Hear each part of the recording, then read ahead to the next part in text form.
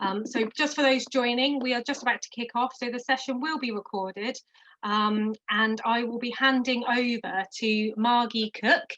Many of you will know Margie Cook. She is our community development worker in South Gloucestershire and is involved in a whole range of activities in the community. So many of you will recognise her face and will have seen her at many different meetings and activities. Margie is going to be coordinating and comparing today's lunchtime event, and I'm going to remain in the background, hopefully making technology work. So if it all goes wrong, it's my fault, and I apologise in advance. So without further ado, I will hand over to Margie. Thank you. Thank you, Rhiannon. Hello, everyone, and welcome to today's webinar. My name is Margie Cook, and I'm going to be introducing and interviewing some of our participants today. My current role is as a community development worker at South Gloucester Drug and Alcohol Service. But I've worked for DHI for 8 years now, and during this time I have seen firsthand the harms that alcohol can cause to individuals, families and communities. However, I've also witnessed some amazing recovery journeys, and part of my current role is to support our peers who are using their lived experience to benefit others.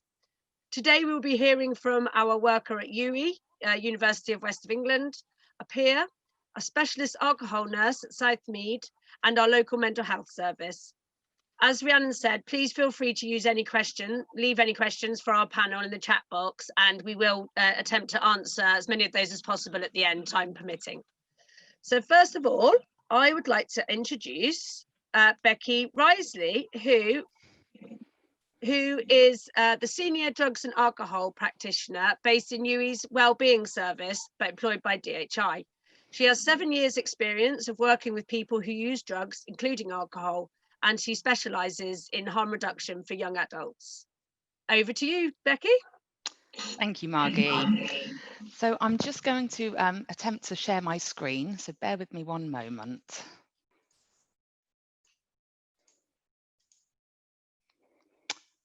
Okay, so yeah, thank you very much for joining us. As Margie's just covered, I'm Becky Risley, the Senior Drug and Alcohol Practitioner, and today I'm going to talk a little bit about Alcohol Awareness Week, harm reduction and sort of safer drinking techniques. So over the last 15 years, the UK has seen a decline in the amount of alcohol being consumed in this country. So whether that's alcohol per person or generally the sort of quantities sort of being distributed throughout the country, there is a decline in how much alcohol is being consumed.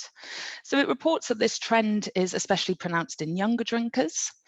But what we do notice is that younger drinkers tend to make that choice to save their alcohol use for special occasions or for more sporadic use. So while they're not drinking as frequently as the older drinkers, they are drinking larger quantities in shorter spaces of time. Men and women aged 55 to 64 had the highest proportion of alcohol consumption over the 14 units that are recommended by the government each week. So what we are noticing is that the older drinkers aged 50 and above are drinking more frequently at high levels, whereas younger drinkers are drinking more sporadically but at vastly higher quantities. In 2018-2019, there was 358,000 admissions to the hospital where the primary reason was alcohol. Now that's an increase of nearly 20% over the last 10 years. And in 2018, there was over 7,000 alcohol specific related deaths. Again, a huge increase over the last 10 years. So while we are seeing a decline in the amount of alcohol being consumed in the UK, the risks and the consequences continue to increase. So why do people use alcohol? So it can be categorized into two main factors: social affective motives and personal affective motives. So social affective motives are drinking for positive reinforcement, a positive reason to consume alcohol. So whether that's increased sociability, to celebrate, to relax, to reduce inhibitions, to unwind, to enhance social experiences, all of these factors are sort of seen in society as a positive reason to drink and an acceptable reason to drink. Whereas when we look at personal affective motives, that can come into regulating unpleasant emotions, avoiding situations, avoiding feelings, avoiding confrontation, and to escape, to unwind at the end of a difficult day. So what we can see here is that these two factors can interlink quite closely. So increased sociability and unregulating unpleasant emotions, such as social anxiety, can often overlap very easily. And I think it's factors like this that allow people's alcohol use to go unchecked and unlooked at for many years until the consequences become unmanageable.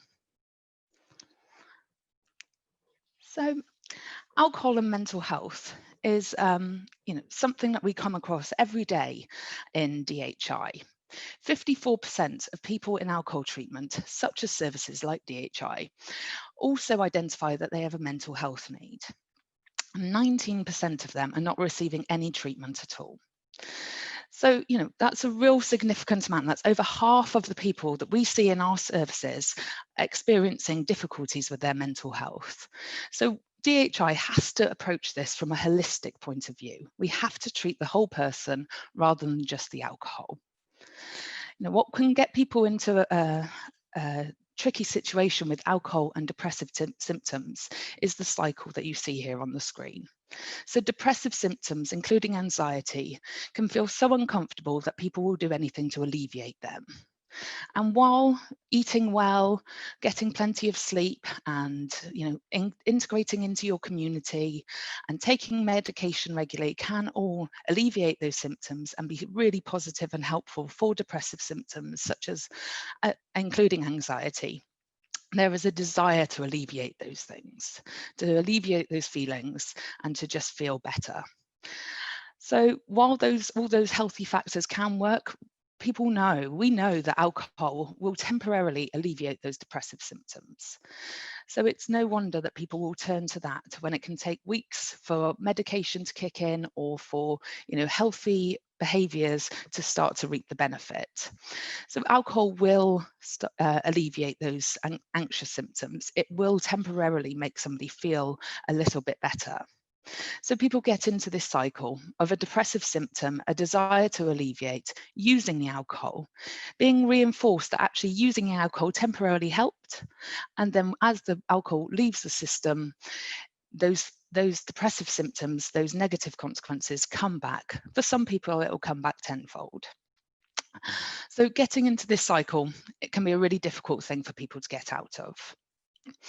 A paper published by S. Adams in 2015 around depression in patients with alcohol use disorders quoted, "Depression and heavy drinking have a mutually reinforcing relationship, meaning that either condition increases a person's chance of experiencing the other." So what, as professionals, can you do to support clients you're working with? So, exploring the pros and the cons of somebody's alcohol use is essential if you think that there's some changes that need to be made. Until the person drinking that alcohol recognises the negative consequences, it's unlikely any changes will occur. So, and identifying what are they getting out of it? What is the positives? What are they gaining from using this alcohol? So we can start to identify where there is a missing need. Drinks diaries and setting goals can be a brilliant way of starting to make small changes to somebody's alcohol use. Using drink diaries is a great way of keeping track of how much alcohol you're using, as well as putting into perspective actually high-risk situations or times of day, times of the week where drinking is more likely to occur. By setting small goals on a weekly basis, it can feel like people are continuing to work towards something. Not everybody is aiming for abstinence, but small achievable goals can help people get to a place where they have a healthier relationship with alcohol. If somebody is alcohol dependent, and you'll hear more about that later, then having a really good understanding around what that means for somebody is vital. Encouraging somebody to suddenly stop drinking if they are alcohol dependent could be incredibly dangerous. So as a professional, I'd encourage you and the client you're working with to get a good understanding around what dependent drinking means, what the withdrawal symptoms might be like, and what you can do to reduce the risks around sudden withdrawal.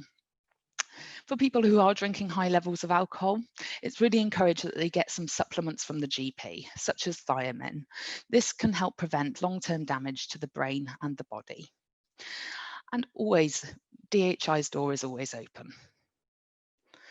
So to finish off, some basic harm reduction advice to support those people who do wish to continue drinking.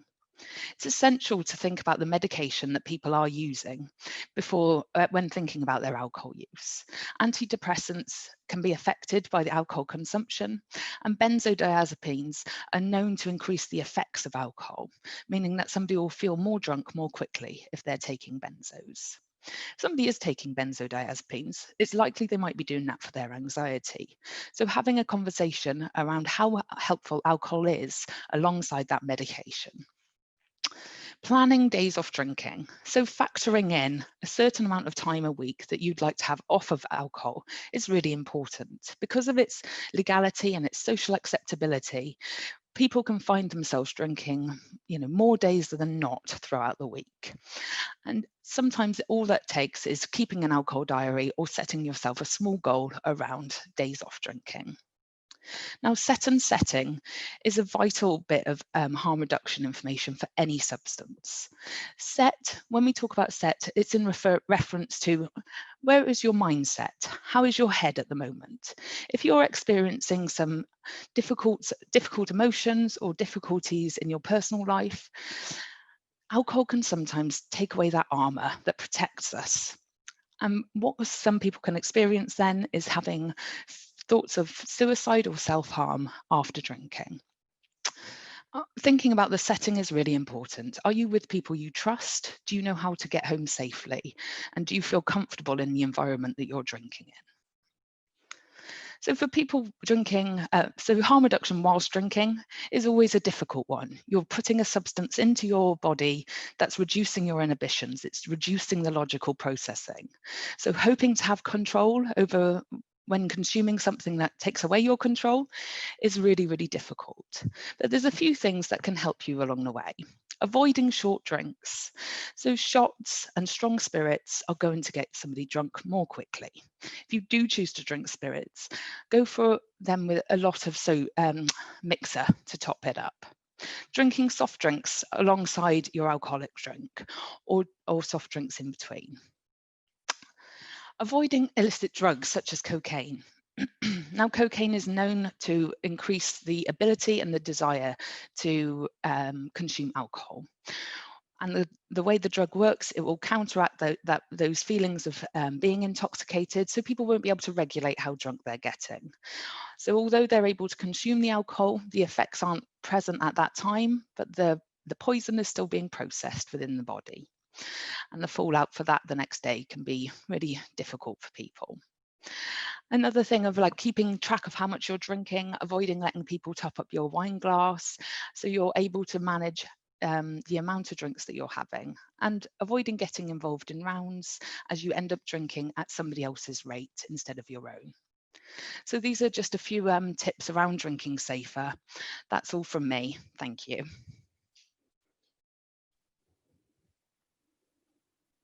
Thank you, Becky. That was a fascinating overview of the alcohol subject, and it was really interesting. Thank you so much for your time and your expertise. Thank you. Right, I'd like to. So our next speaker is going to be Lee. Lee is a peer who has been involved with DHI since 2001. He accessed our services for support with alcohol and drug misuse, and it has been quite a journey.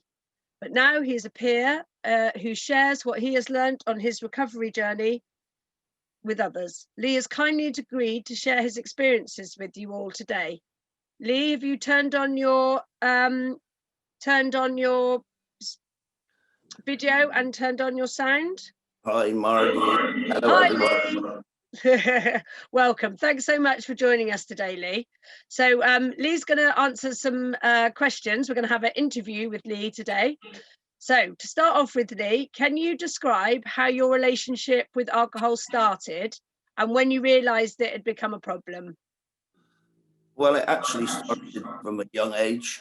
At 11, I went through a traumatic experience of abuse when I was 11.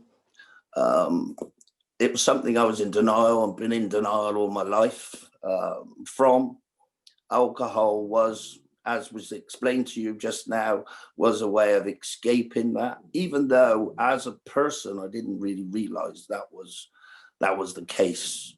As time's gone on, I've realized the connection between that kind of abuse. My mental health states have been up and down throughout my use.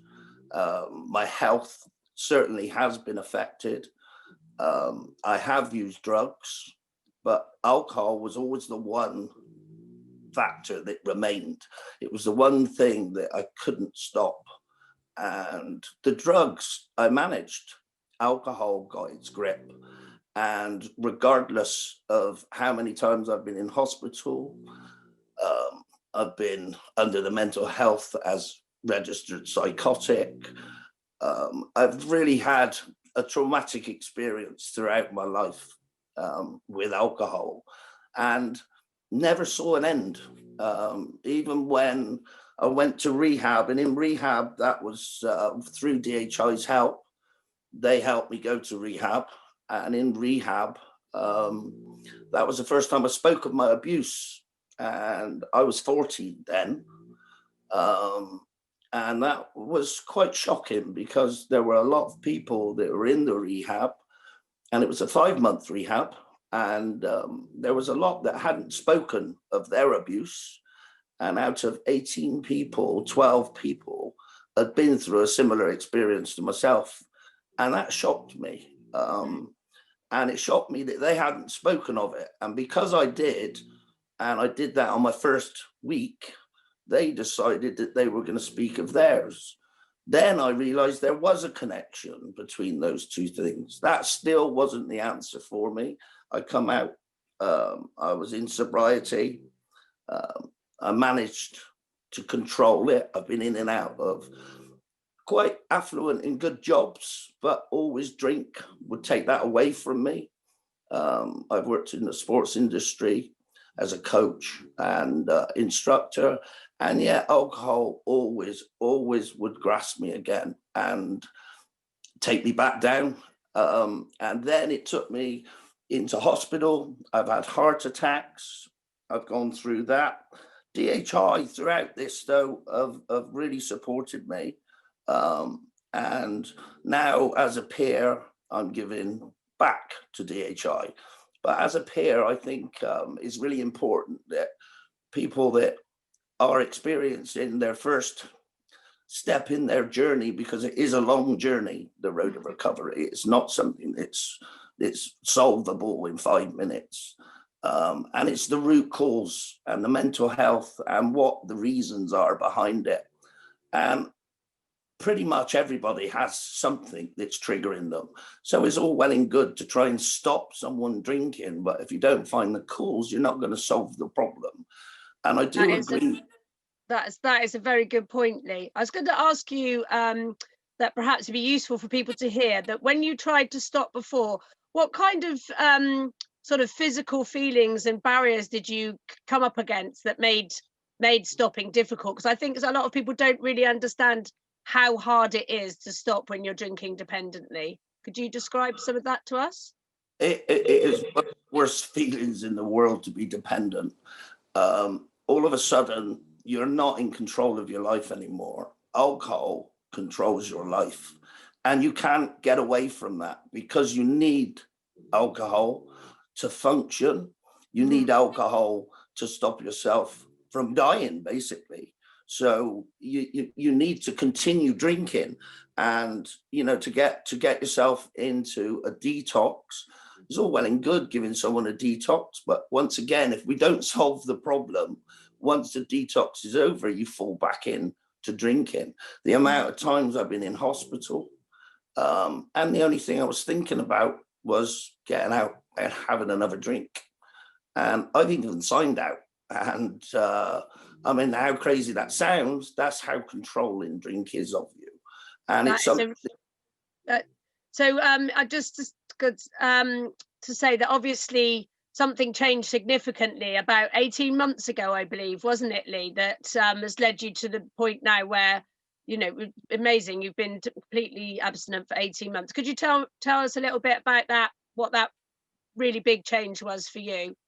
Yeah, and I didn't see this change coming. I did say I spoke of my abuse in rehab, but I didn't pursue any further. To get any kind of mental health treatment and counseling for that kind of abuse was extremely difficult, especially while you're using alcohol. They see you as untreatable. So I was in a catch-22 situation. And then one day I heard that the man that abused me, which was a friend of the family, was working with young children. Now, myself, as a safeguarding officer, not now, I have been in the past through my employment and working with children and vulnerable kids, I felt it my duty to report him. I decided to report him, and I did. The abuse happened in Ireland. It happened when I was 11. And so I had to go through that experience of the English side of the law and making my statements, to then having to go all the way to Ireland to go through all that process again, to then go to court, to go through that process, which was extremely difficult. I was still drinking at this point. I was drinking while I was going into court, and I even know the guard knew I was. I had to drink so I didn't have the shakes while I was in the dock. And it was a really horrible experience. And to relive that and, you know, and family members being there, and it's really the first time they'd ever heard the finer details. And that was a turning point, you know, in the sense of I'd made that move, but it still hadn't solved my problem. Then it went to the stage where he was going to court for sentencing. I was at Bristol Airport waiting to go, still drinking, and I collapsed with a heart attack. Not my first, that was my third one in 6 months. And I didn't get to see him sentenced. I ended up in hospital. He was sentenced to 8.5 years. And that time when I went in hospital, something clicked, something changed. And that thing for me was, I did not want to drink again. I didn't think I was going to come out of that hospital. I thought that was it. It was over. My life was, that was it. And I never thought that day would come that I would truly feel like that. And I decided from that point on, I'm not going to drink again. And I haven't even thought of drinking, and I don't need to, you know, a lot of people need to isolate themselves from those vulnerable situations. I don't feel I have to do that now. My mind is set, but when that day comes, it's difficult to say that answer is going to be there. And, you know, for me, that was a massive thing. And for him to get 8.5 years, it was some kind of closure for me from something that I'd been suffering all my life with. And well, we're very glad that was the conclusion, Lee, and that you're still with us today and doing great work with us at DHI. Could you briefly just describe to me what services from DHI benefited you throughout the whole of your journey? What was useful to you?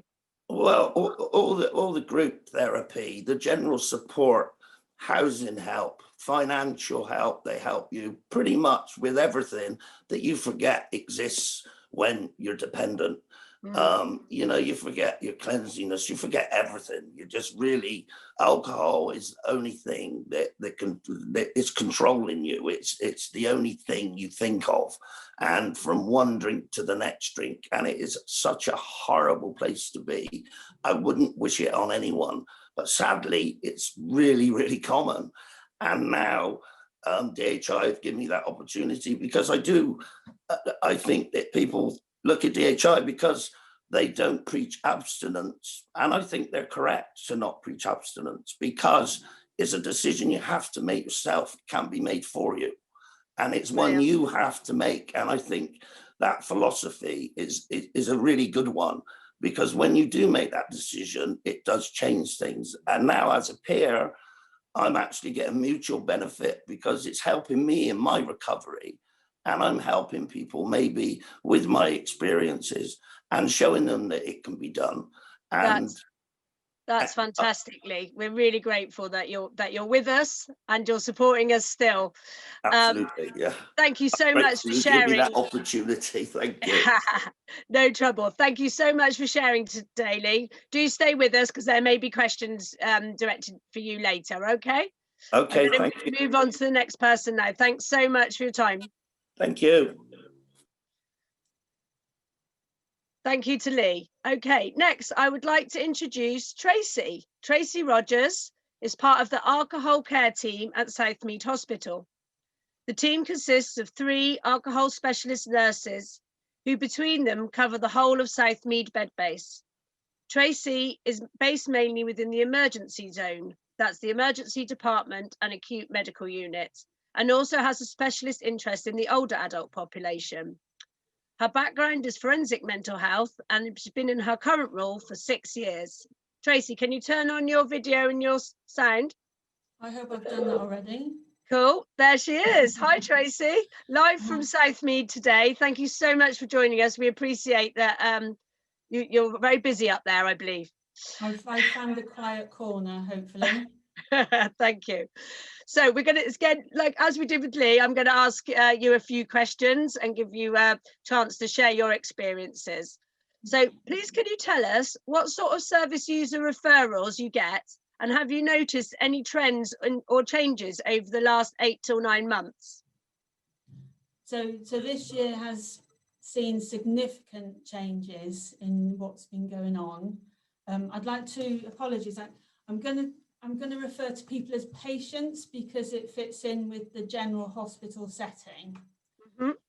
So initially, when we had the first lockdown, the hospital went very quiet. So there was very few people presenting to the emergency department, because we have quite a lot of people who just walk in, but it went quite quiet. So the referral rate went down, but since May, numbers have increased and they're more or less back to what figures we were seeing before, so before COVID. But in line with, I think, the national trends, we've seen lots of new people which we've had no contact with before, and maybe haven't even discussed their alcohol use with their GPs. And this seems to be people who were usually drinking socially, a couple of times a week. And I think due to the stresses of the COVID situation, their alcohol use has increased, not only in the amount that they drink, but also the frequency. And we know that alcohol affects every system of the body. So in our referrals, we are seeing that. So we're seeing people who are coming in with new diagnoses of gastritis or pancreatitis or liver problems, such as fatty livers.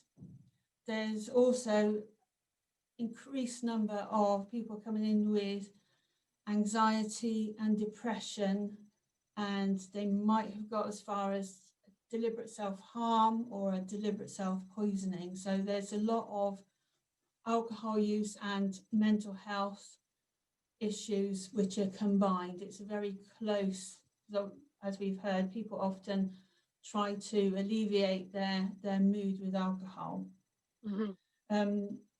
and we've also seen, as people have been trying to return to a bit more normality, so we've seen people who have increased their alcohol use then come off furlough or go back to work, try and get back into the usual routine and have problems because they didn't realise they'd actually tipped into that physical dependency pattern. Mm-hmm. So new to people, we've had uncomfortable symptoms of withdrawal, even to the extreme of experienced seizure activity. So it's been a quite complicated and difficult period of time for us. I can imagine it is. Yeah. Could you describe to us what are your key responsibilities, how your role joins up with the rest of the hospital, I guess, so people can get a picture of that? So a few years ago, there was a national standard issued, which are called sequence standards. And this one was about screening everyone for their alcohol use. So the first point of contact, everyone should be asked questions about their alcohol use. So in the emergency department, people are screened and we have referrals coming to our service from there. If someone is known to a service already, then one of my roles is making sure that their current key worker can follow them up. So with their permission, I'll let their key worker know so that when they are discharged from hospital, they have that continuity of care. Mm-hmm. If they're in the department and waiting to be seen, then it's a case of making sure that we manage their acute symptoms of withdrawal, if they have them, safely, so that they're comfortable and they're able to engage with the other general medical processes that might need to happen while they're there. I see. Yeah, so we do say that none of the referrals are actually wasted. So if they stay in hospital, we're there to help manage acute withdrawal. Mm-hmm.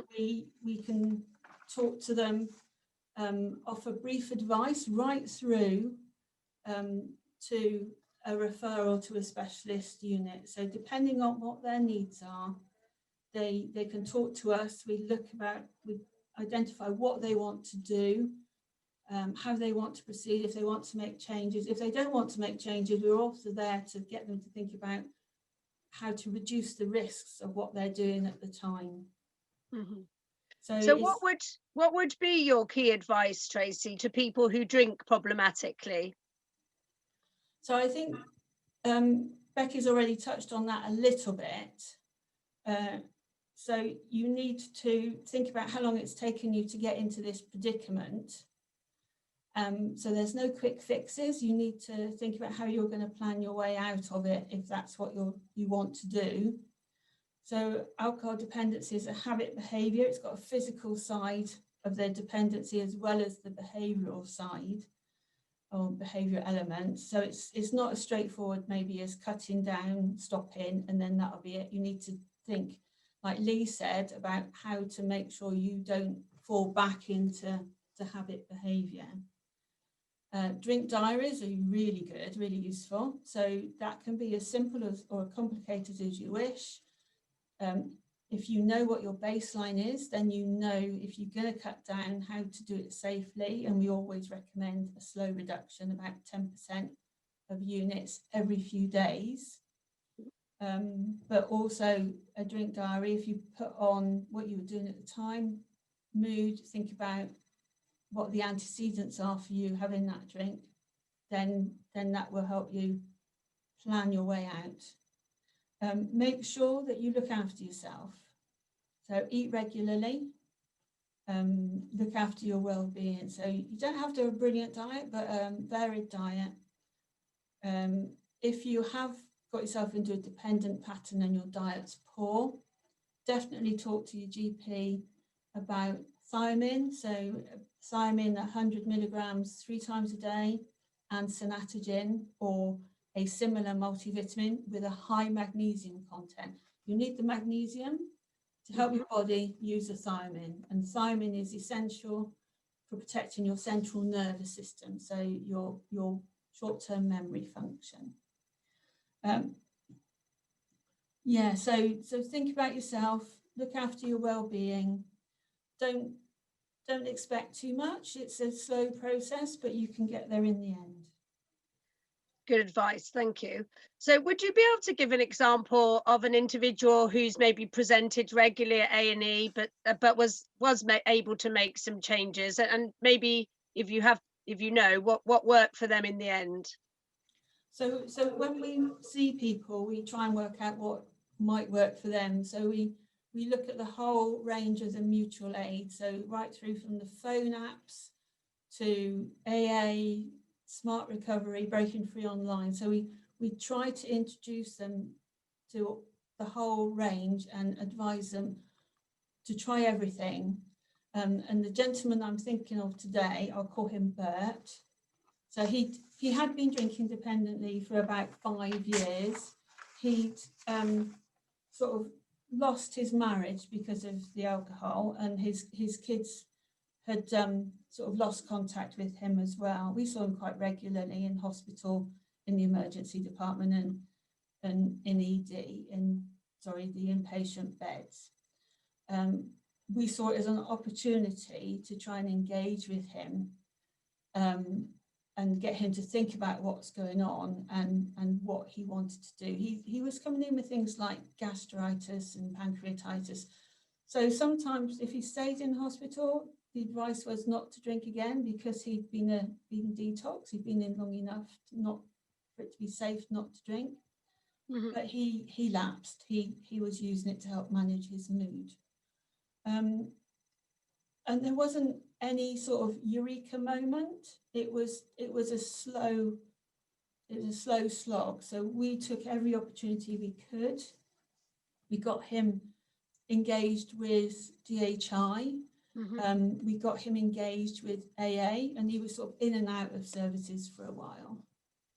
And then in the end, he sort of started to stick. So AA was his particular favourite. So he attended the hospital group and also his local group. And then he also sort of had a look at smart recovery as well. So now he is again, he's a smart facilitator. So he's come a long way. Fantastic. It's really difficult to identify one particular antecedent. So you try everything. Mm-hmm, mm-hmm. So you mentioned obviously that he'd lost, that particular chap, Bert, had lost his marriage. I imagine you have a lot of contact, well, with worried family members. Are there any services available for them? There are, and obviously family members are often focused on their loved ones' needs rather than their own. So all their effort is going into making their loved one better. And it's quite nice that you can signpost people for their own support. And often it's like a breath of fresh air that they didn't really consider for themselves. So AA obviously have the family groups. Smart also welcomes family members as well. Using the smart tools can work for loved ones too. And within DHI have their family support group. So, and it's got to make it clear to the family member that if they refer themselves to FAM at DHI, that's for their support needs. So meeting their support needs will help them meet their loved ones' needs. And they will have a separate key worker, so they can talk about anything they like without being worried that it's going to get back to their loved one. That's fantastic. Thank you, Tracy. And I think all of us would really like to thank you and all the NHS staff at Southmead for all the hard work that you've done over what is a difficult time for all of us, but we really, really appreciate all your hard work up there. Thank you. Thank you for finding the time today to speak with us. Thank you, Tracy. Okay, Next, we are going to pass on to Greg Juxton, who works for Vitaminds. His role involves helping to promote the work Vitaminds do across South Glos and create new and innovative partnerships, making sure that the patient's voice is heard throughout this process. Are you there, Greg? I am here. Can you hear me? Yeah, we can hear you, we can see you. Fantastic. Excellent. Over Hi. to you.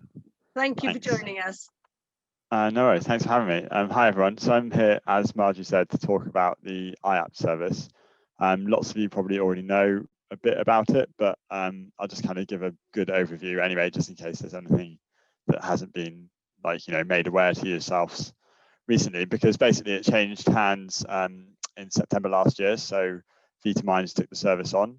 It was previously done by 3 separate providers in the BNSSG patch. So Positive Steps in North Somerset, South Glos Talking Therapies, and Bristol Wellbeing Therapies.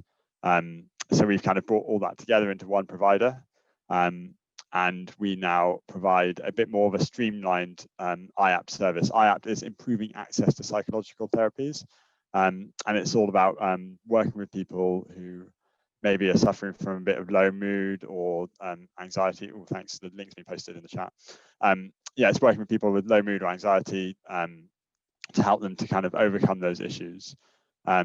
It's very much about people who are able and willing to help themselves. So it's not, we try not to talk of it as like treatment. We try and talk of it as like sessions which we kind of, work on with the person. Like the therapist or the practitioner has an equally important role to the person that we're working with, the client or the patient. That person, contributes as much to their kind of like sessions as the therapist will do. So the idea being that the person we're working with helps to set the pace, helps to set the agenda during those sessions. So it might well be that they come into a session feeling quite low and there's specific things they want to work on. And we kind of, our practitioner would talk to them about what those issues are.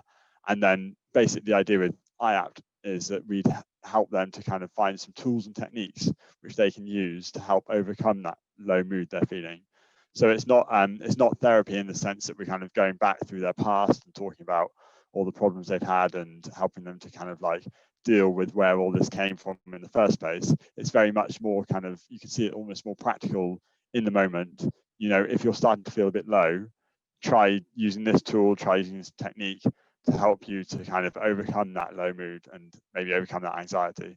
So it's very much all about working in the moment and working directly with, and that's why it's really important that the patient or the client has a real equal say in that relationship, because some tools, some techniques that we teach will work for some people and really won't work for others. So it's really important that we've got a good conversation between each of those groups. The service can be accessed either self-referral, so anyone can refer themselves into our service. We've got a phone number and a website you can go to for more information, or professionals can refer in, or we can do kind of like a mixed approach. So what we call like guided referral, where maybe someone is with a professional or a support worker, maybe that person doesn't feel quite confident enough to make the referral themselves, they're feeling a bit anxious about it. They can get supported by the person they're with. So the person they're with can phone up and kind of have a bit of a three-way conversation.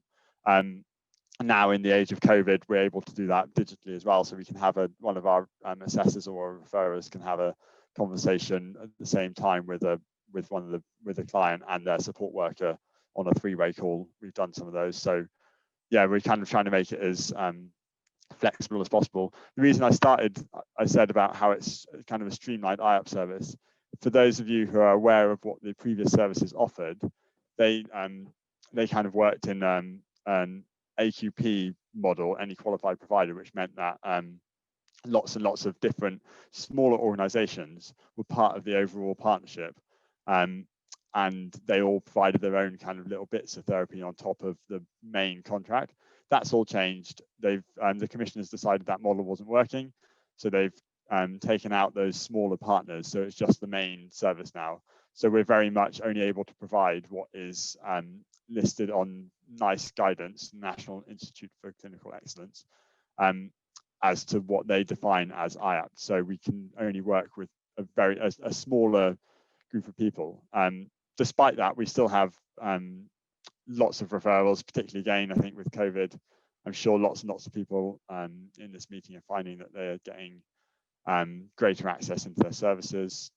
And we're finding that as well. Our referral numbers are really, really high at the moment. I think initially, actually, we had a bit of a downturn in kind of March and April where we didn't get as many people in, and maybe people were kind of not sure what support they needed at that time or didn't feel ready to reach out. But now, since then, we've seen a big upturn in referrals. And actually from groups who don't always traditionally access our services, people who are quite new to the mental health world and don't really identify with the language that we use. So we're having to be really careful about how we're talking with these people and the work that we're doing and how we're engaging. We're seeing like a lot of people who, you know, wouldn't have ever thought of themselves as being anxious. They wouldn't call themselves an anxious person, but the symptoms they're presenting with definitely would identify with having some kind of generalized anxiety. And how we work with those people and get them engaged in our service is really important, because we don't want to kind of turn them away or alienate them or make them feel like they have something which, you know, which they don't necessarily have. So is Vitaminds open to people with active addiction? So I'm here to talk about IAPT, and like I say, IAPT is quite a streamlined thing. Under the NICE guidance, sorry, I'm just answering a question that popped up because I think it's quite important to talk about. We can work with people who have a drug or alcohol problem if that drug or alcohol problem is under control, and that's not the main reason that they're accessing our service. So we'd work with people who need support around anxiety or low mood, and feel that they may have a drug or alcohol problem, because often, you know, alcohol or drugs are, you know, a way that people would self-medicate for those sorts of things. So we can work with people if they have that under control, or if they're motivated to really, you know, work through their drug or alcohol problem. They're motivated and they're reducing their alcohol intake, or they're on a program to stop their drug problems. They're already in touch with an organization like Bristol Drugs Project or something like that. We could work with people then. If the reason they need to access our service is related primarily to the alcohol or drug problem, we're not able to take those people on, and we'd be referring them out to somewhere like Bristol Drugs Project or DHI or one of the other partners.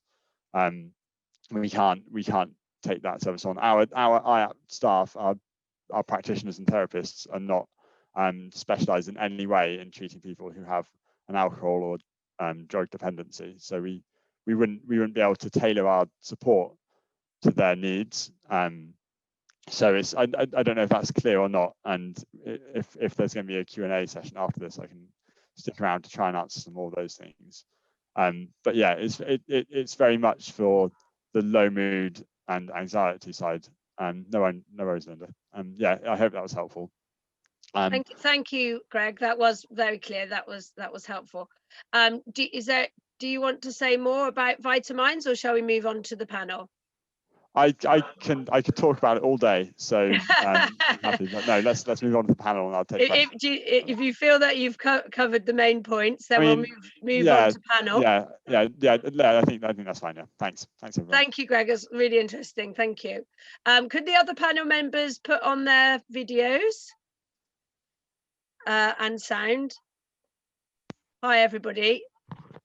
Thank you to everybody who's been involved today. I hope that it's been useful for all our many participants. Rhiannon, if I could pass over to you, you've had a better view of the chat, and maybe you can let us know, you know, how many people we've got on here as well. Feel free to take your videos off, people, if you want to be seen. Brilliant. I've stopped the control of mute as well, so people now can speak if they so wish. And you know, just to say thank you to everyone joining us today. There's not actually been any questions in the chat so far. So if anyone does have a question they want to ask before we close, we've got sort of 5 minutes left. So, you know, please either pop your question in the chat, or if you want to pop your hand up, or just unmute and launch in, you are very welcome to. Whilst we're waiting to see, oh, hello, the Breaking Free resource, how do we log in? So the Breaking Free resource, I've shared the website. When you go on, you just click to activate. You need to give an email address So if you don't have an email address, that is something you need to set up first. And then the password SouthGlos11 will get you free access. If you're accessing from UE or from Southmead, there's a separate code. I believe it's UE11. Tracy, what's the Southmead code? Do you know it off by heart? I don't know. I've been down every day, but it's probably Southmead 11. I think it might be.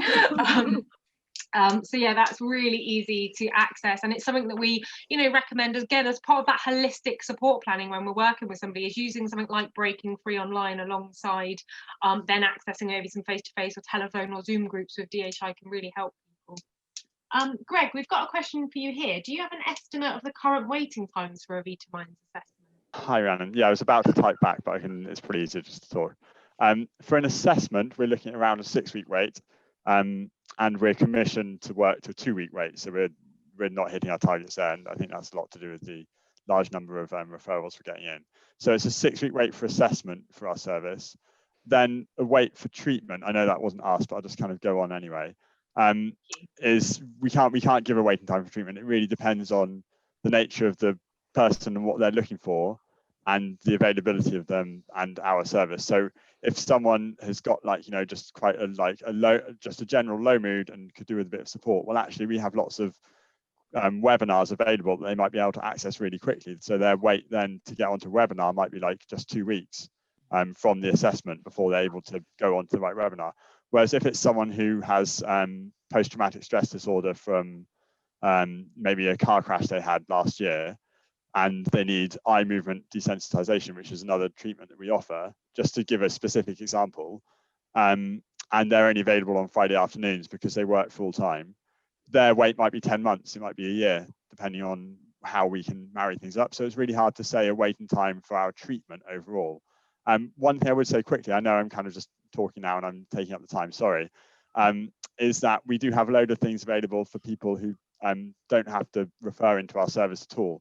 So on our website, which Rhiannon sent the link around for earlier, we've now got some offerings of our kind of computerized cognitive behavioral therapy, which people can access. And there's 4 different courses available, and they're all kind of around COVID and worries people might have about that. People can access those straight away without even having to refer into our service. And it's a really good program. They're fully licensed and signed off and everything. It's official stuff. And they get access to that straight away. So there is some stuff available that we've got now, instant access. I'll mute myself so I stop talking. Brilliant. Great to know, Greg. Thank you. And I just wanted to say that I'm seeing a lot of love for Lee on the chat, and we really, really are so grateful, Lee, for your contributions today. Thanks, and there we go. There's another one. I hope you can see the chat, Lee, because it's mainly about you. But I did also notice, Tracy, somebody wanted to know a little bit more about the medication. Are you willing to answer that? I'm just typing it in, but I will respond as well. So, sorry. So we always recommend thiamine, 100 milligrams, 3 times a day. And that's because thiamine is a water-soluble vitamin, so it's quite difficult to get into the body. We don't store it anywhere, so you need a regular supply. And to help the thiamine work, it's magnesium, which we recommend from a multivitamin, and Snatogen is the one we usually say because that's got a nice lot of magnesium in it. And people would need to get thiamine on prescription, or could they buy it from a health food store? It's probably easier to get the thiamine on prescription, but you could get a multivitamin from wherever you like, really. Mm-hmm. Great. Okay, that sounds possible for people then. Yeah. Brilliant. Thank you, Tracy. Thank you. And I guess just to, echo Margie's thanks, Lee, seriously, all of the comments are very positive about your inspirational talk and about your strength and your courage. And I just think, we didn't focus too much on about how much Lee gives back now, but Lee's been involved in supporting our Zoom online groups. He's also been supporting with peer befriending lockdown support. And actually, so many people have received beneficial support from Lee as a peer and a volunteer. And it's great to hear, Lee, that you find that beneficial for yourself as well. So thank you so much for sharing your experiences and your journey. Thank you also to Becky for sharing so many tips and facts and information and kind of really setting the scene for why this conversation matters, why we're talking about mental health and alcohol, and for Tracy for really being at that front line of services and kind of really supporting people sometimes when they're most in need, and they're, you know, the impact of alcohol or their mental health has had a critical impact on their health and well-being. And also for Greg for talking about those early intervention services and that IAP is available. And then thank you to everyone who's joined us. So we've had over 50 people attending throughout this today, and I'm afraid that some people weren't able to join because depending, for example, council employees, I apologise if any of you have made it on here, it turns out you couldn't get on via the browser, so apologies. I know some people have had to log on their personal phone, and that was a barrier for, we had nearly 100 people signed up to join us, and I know not everyone was able to get on, so we will be sharing this live recording.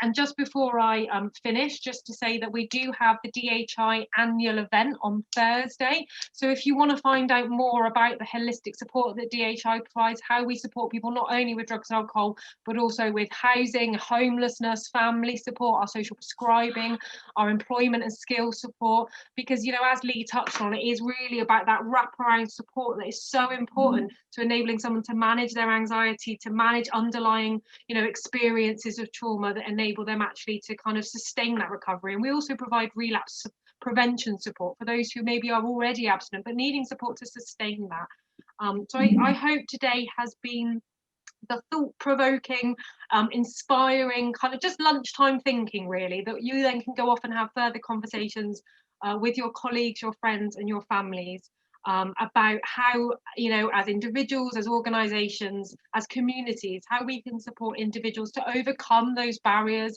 to access and support around that alcohol, to overcome those barriers to actually managing their basic mental health needs, their basic social needs. Like Lee said, sometimes when you're caught in addiction, you need support to get back on top of your finances, to work out your housing, and DHI is there to support that whole range of holistic support. So thank you so much for everyone joining us. Hope this will be the first of many lunchtime seminars, and we see you all soon. So thank you very much. Bye bye, everyone.